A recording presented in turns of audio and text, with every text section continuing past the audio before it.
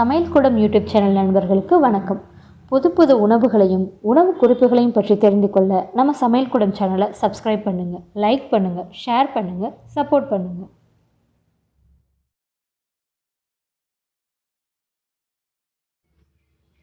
நாம இன்னைக்கு ஒரு சூப்பரான கொஞ்சம் வித்தியாசமான ஒரு ஈவினிங் ஸ்நாக்ஸ் ரெசிபி தான் செய்ய போறோம். என்னன்னா வாழைப்பூ சில்லி தான் நம்ம செய்ய போறோம். வாங்க எப்படி செய்யலாம்னு பார்க்கலாம். இப்போ நான் வாழைப்பூவை இந்த மாதிரி க்ளீன் பண்ணிட்டு அந்த நரம்பு இது எல்லாத்தையுமே எடுத்துட்டு க்ளீன் பண்ணிட்டு மோர் தண்ணியில ஊற வச்சிருக்கேன். ஒரு 10 மினிட்ஸ் இந்த மாதிரி ஊறி இருக்கு. மோர் தண்ணியில ஏன் போடுறோம் அப்படின்னா கருக்காம இருக்கிறதுக்காக தான் போடுறோம். இப்போ வாங்க வாழைப்பூ சில்லி செய்ய ஆரம்பிச்சிடலாம். இப்போ வாழைப்பூ சில்லி செய்கிறதுக்கான மாவு பார்த்தீங்க அப்படின்னா நான் ஒரு 2 டீஸ்பூன் கடலை மாவு எடுத்திருக்கேன், சேர்த்துக்கலாம். அதுக்கப்புறம் ஒரு டீஸ்பூன் கார்ன்ஃப்ளவர் எடுத்திருக்கேன், அதையும் சேர்த்துக்குவோம். 1 டீஸ்பூன் அரிசி மாவு. அதுக்கப்புறம் பார்த்தீங்க அப்படின்னா 1 டீஸ்பூன் மிளகாத்தூள், 1/2 டீஸ்பூன் மல்லித்தூள் எடுத்திருக்கேன்.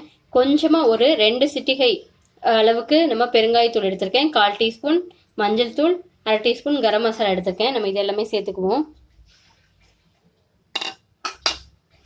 அதுக்கப்புறம் 1 டீஸ்பூன் இஞ்சி பூண்டு பேஸ்ட்டு. இப்போ நம்ம தேவையான அளவு உப்பு சேர்த்துக்கலாம்.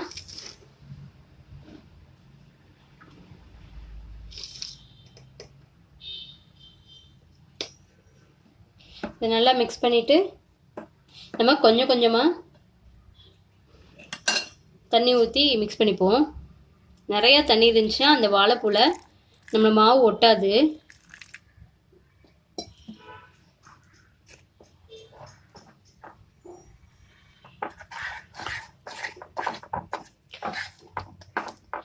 நான் இந்த மாதிரி பதத்துக்கு நல்லா ரெடி பண்ணிவிட்டேன், கொஞ்சமாக தண்ணி ஊற்றி.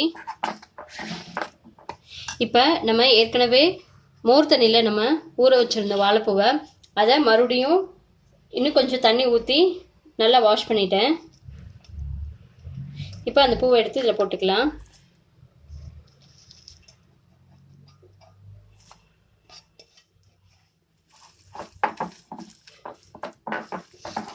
இப்போ நல்லா கையால் நல்லா மிக்ஸ் பண்ணிப்போம், எல்லா பூலையும் படுறது மாதிரி.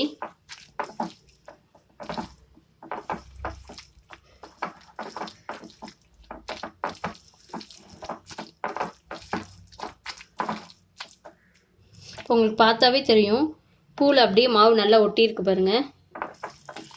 இந்த மாதிரி இருந்தால் தான், மேலே ஒரு லேயர் இருந்தால் தான் நம்ம சாப்பிடும்போது அந்த பூ வந்து நம்ம ஏற்கனவே அந்த துவர்ப்பு போடுறதுக்கும் மோர் தண்ணியில் ஊற வச்சுருந்தோம். அது போக லைட்டாக அந்த துவர்ப்பு இருக்கும்.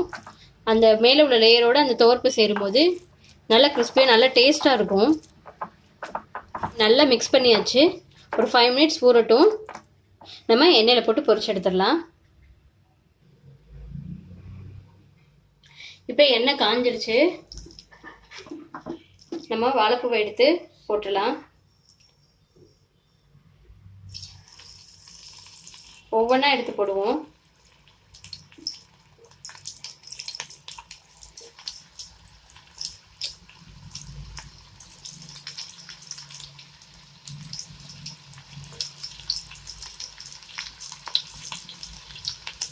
நல்லா எண்ணெய் காஞ்சோன்னா மீடியம் ஃப்ளேமில் வச்சுக்குவோம்.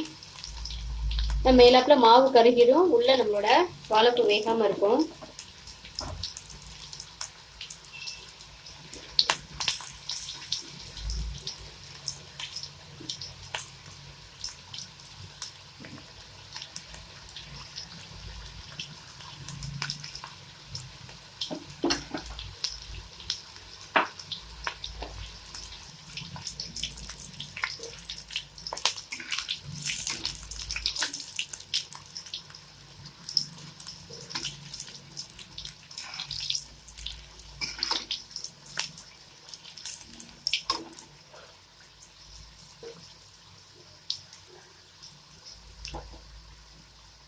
ஒரு 2 to 3 மினிட்ஸ் நம்மளுக்கு இருந்தாவே போதும், நல்லா ஃப்ரை ஆயிரும்.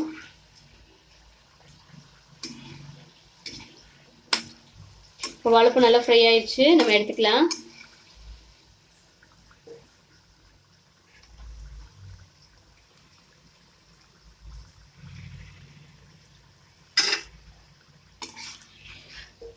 இதே மாதிரி நம்ம எல்லா வாழைப்பூவையும் போட்டு எடுத்துக்கலாம். அவ்வளோதாங்க, சூப்பரான கிறிஸ்பியான நம்ம வாழைப்பூ சில்லி சூப்பராக ரெடி ஆயிடுச்சு. இப்போ பார்த்தீங்க அப்படின்னா ரொம்ப கிறிஸ்பியாக இருக்கும். கண்டிப்பாக நீங்களும் ட்ரை பண்ணி பாருங்கள். நேயர்களே, இந்த டிஷ்ஷு உங்களுக்கு பிடிச்சிருந்ததுன்னா லைக் பண்ணுங்கள், உங்கள் ஃப்ரெண்ட்ஸுக்கு ஷேர் பண்ணுங்கள், நம்ம சமையல் கூடம் சேனலுக்கு சப்போர்ட் பண்ணுங்கள், சப்ஸ்கிரைப் பண்ணுங்கள், மறக்காமல் அந்த பெல் பட்டனை ப்ரெஸ் பண்ணிடுங்க. அப்போ தான் நான் போடுற ஒவ்வொரு டிஷ்ஷோட நோட்டிஃபிகேஷனும் உங்களுக்கு வரும். மீண்டும் அடுத்த ஒரு உணவு செய்முறையோடு உங்களை சந்திக்கின்றேன். நன்றி, வணக்கம்.